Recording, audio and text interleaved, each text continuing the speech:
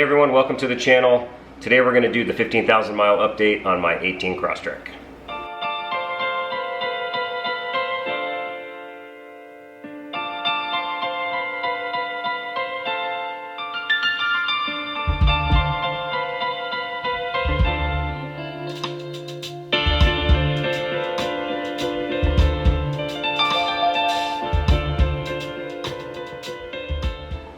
This is going to be a really quick video. There's not much to report 15,000 miles wise. I haven't done any new modifications lately. I haven't had any significant issues, but I have had to go to the dealership for a few things. So we're going to talk about those. And I hope to have an update on the Luno Life mattress, how it actually sleeps out in the wild here in the next couple days. I think I'm going to go out tonight, at least for one night camping, and I'll give you an update on that. I went to the dealership last week for a couple reasons. Number one, there was another head unit update, and I will have that version for you here on the bottom of the screen. And let's check out, if you don't know how to check your system information to find out what your software version is. So let's take a look at that video now. You're going to hit settings. You want to be on the general tab, and then we're going to slide down to system information, which is right here. Click that, and here's your latest software version. If you don't have this one, at least on the non-navigation head units, this is the most current. And I think I've had at least 4 head unit updates. This latest one, I have no idea what the update was for, but I got it since I was at the dealership anyway. Okay, so with that being said about the update, I have no idea really what was in it. As I mentioned, it was just one of the things they recommended, so I had it done. My head unit for the most part has been working pretty well since the last one. I did have a few weird instances with things as far as like the thing freezing and resetting, but before that it's been working pretty well lately. My Apple CarPlay has actually been solid for a change for quite some time. I did have somebody ask me a question about, in the limited model at least, in that upper information screen, normally it will show you the weather and your city, and his was blank. And I got in my car the other day and mine was also blank, but it was only for like half the day. Later on I didn't do anything and it was back to indicating Tucson and then the weather along the side. So not really sure what was going on with that. I don't know if I had to load for some reason, but if you guys have had issues with that, let me know. So beyond the head unit, while I was at the dealer, I had the ignition coil reflash, which is one of the 2 recalls that's going on with the Crosstrek right now. And you can watch the video I did on that right up here to get a little bit more information if you are unfamiliar with the 2 most recent recalls.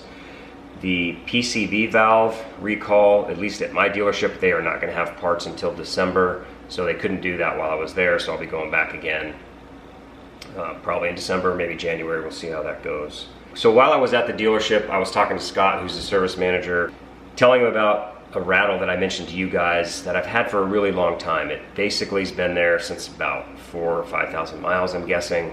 So it was before the skid plate, before the front bar, and it's best described as hollow sounding. It's not really even a rattle. Noise is probably the best way to describe it, and it's coming from the passenger side. Sounds like the wheel well area. Turn your volume up real loud and listen to the rattle in the background.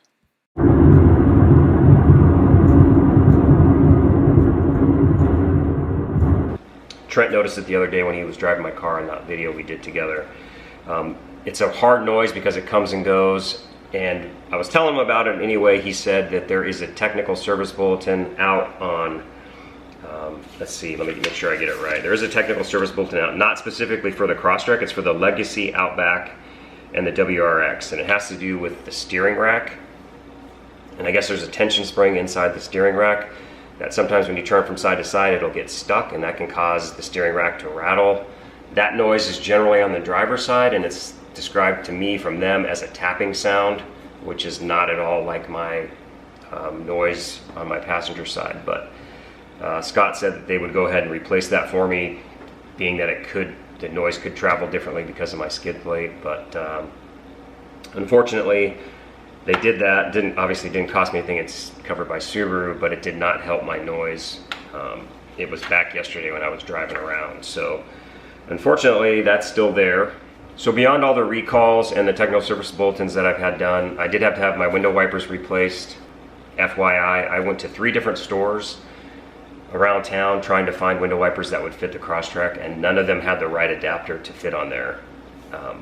I do have the maintenance warranty, so my window wipers are actually covered for the first 5 or 6 years. I can't remember what I have, but if you're not familiar, you can actually have your window wipers replaced once under factory warranty.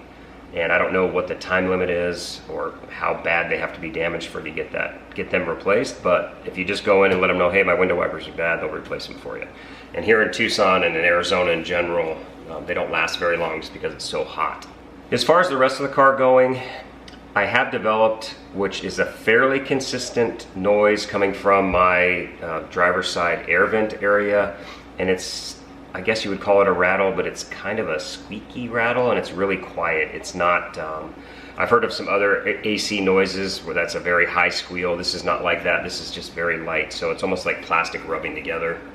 I just noticed it when we went to Aztec Peak a while back, and it comes and goes as well, so it's one of those frustrating rattles that you can't really hunt down very easily. So I am probably going to order my LP lift finally, the 1.5-inch lift from them.